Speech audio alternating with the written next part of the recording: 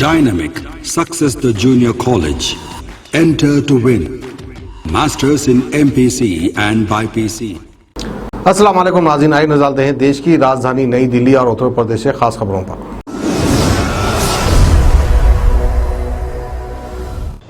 बारिश के बाद और हथनीकुंड बैराज से छोड़े गए पानी के चलते दिल्ली में शुक्रवार यानी आज यमुना नदी का जल स्तर 205.33 मीटर के ऊपर चला गया है। आपको बता दें कि 205.33 मीटर दिल्ली में खतरे का निशान है। इसके ऊपर नदी बहे तो शहर के निचले इलाकों में बाढ़ का खतरा बढ़ जाता है। जलस्तर बढ़ने की वजह से गुरुवार यानी कल ही दिल्ली के लोहे के पुल को बंद कर दिया गया था। खतरे के निशान से ऊपर बह रही यमुना का पानी अब खेतों की तरफ बढ़ रहा है और निचले इलाकों में रह रहे लोगों को सुरक्षित जगह पर जाने के लिए कह दिया गया है। इसके साथ ही बाढ़ के खतरे को देखते हुए प्रशासन ने नदी के डूबे हुए एरिया के करीब के निचले इलाकों में अलर्ट भी जारी कर दिया है। तो वहीं अधिकारी भी 24 घंटे इस सिचुएशन की निगरानी कर रहे हैं। विभाग के मुताबिक उत्तरी डूब वाले इलाकों में बारिश की वजह से यमुना का जल स्तर बढ़ गया है। बताया जा रहा है कि हरियाणा के यमुनानगर जिले में हथनीकुंड बैराज से नदी में और पानी छोड़ा जा रहा है। पिछले 24 घंटों में पानी की दर 1.60 लाख क्यूसेक पहुंच गई है, जो इस साल सबसे ज्यादा है और ऐसे में अगले 24 घंटों में जल स्तर और ज्यादा बढ़ सकता है।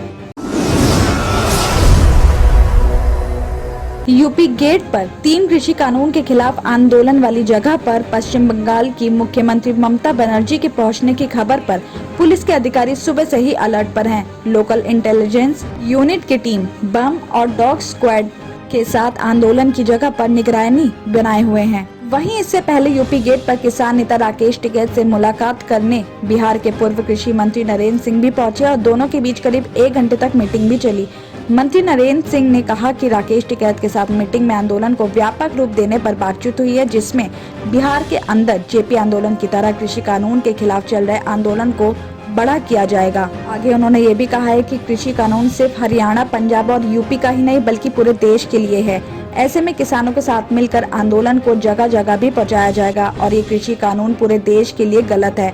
मंत्री नरेंद्र सिंह ने 5 राज्यों में होने वाले चुनाव को लेकर ये भी कहा कि इस बार लोग सरकार का पूरी तरह से सफाया कर देंगे। और साथ ही इसी बीच शुक्रवार यानी आज सुबह भारतीय किसान यूनियन के किसान बृजपाल सिंह की बरसी पर यूपी गेट पर हवन भी किया गया, जिसमें किसान बृजपाल सिंह के बेटे ब्रह्मजीत सिंह और किसान नेता राकेश टिकैत ने हवन में आहुति भी दी। और इसी बीच सभी पदाधिकारियों ने किसान बृजपाल सिंह की आत्म शांति के लिए प्रार्थना भी की। उत्तर पूर्वी दिल्ली के हर्ष विहार में मंगलवार रात मामूली कहासुनी ने खूनी रंग ले लिया। झगड़े के दौरान पड़ोसी परिवार ने दूसरे परिवार पर ताबड़तोड़ गोलियां चला दी। एक गोली खिड़की के पास खड़ी महिला के सीने में जा लगी, इसके बाद जीटीबी हॉस्पिटल में एडमिट करवाया गया। इस मामले में बताया जा रहा है कि बदायूं का रहने वाला पीड़ित शब्बन अली का परिवार हर्ष विहार के राजीव नगर में रहता है और शब्बन एक प्राइवेट कंपनी में जॉब करता है।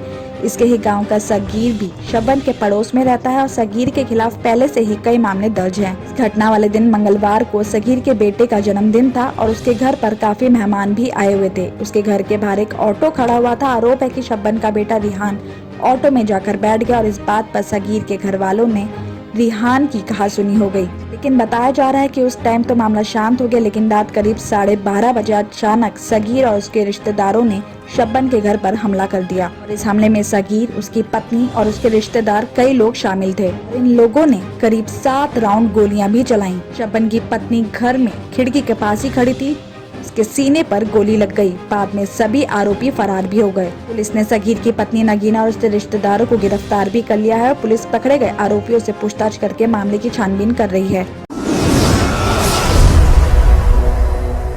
एपीजे स्कूल के टेकओवर विवाद के बीच दिल्ली सरकार ने एक दूसरे बेहद प्रतिष्ठित स्कूल बाल भारती स्कूल के टेकओवर की प्रक्रिया शुरू कर दी है। बाल भारती स्कूल पर भी एपीजे स्कूल की तरह संस्थान के पास पर्याप्त फंड होने के बाद भी स्टूडेंट से ज्यादा फीस लेने का आरोप था। उपराज्यपाल अनिल बैजल से भी परमिशन मिल जाने के बाद ये प्रक्रिया शुरू कर दी गई है। आपको बता दें कि इसके पहले दिल्ली के मुख्यमंत्री अरविंद केजरीवाल ने बाल भारती स्कूल के प्रबंधन को सरकार के हाथ में लेने के लिए शिक्षा निदेशालय के प्रस्ताव को परमिशन दे दी थी। ये फाइल एलजी के पास भेजी गई थी, जिसे अब स्वीकृति मिल गई है। तो वहीं शिक्षा मंत्री मनीष सिसोदिया ने कहा कि वो पूरी दिल्ली के पेरेंट्स को आश्वासित करना चाहते हैं कि वो शिक्षा जगत में माफिया राज नहीं चलने देंगे और कोई भी संस्थान मानक से ज्यादा फीस वसूली नहीं कर पाएगा।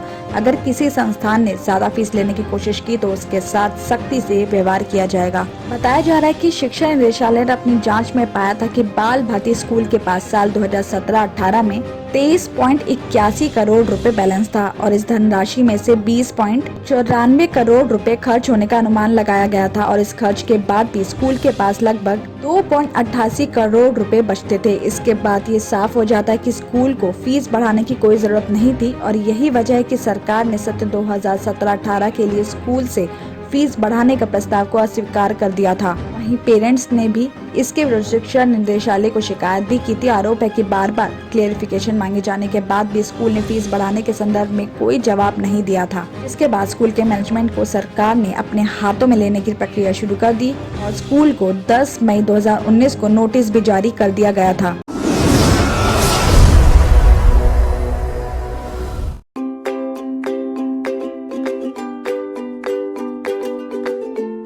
Every child's success story starts here, like a multifaceted diamond. Every student who steps into Success School shines with brilliance, sculptured by teachers polished to perfection. If opportunity does not knock, I will build a door. To us, success comes in cans, not in can'ts. Success is falling 9 times, getting up 10. Some people dream of success, others put their heart and soul into working for it.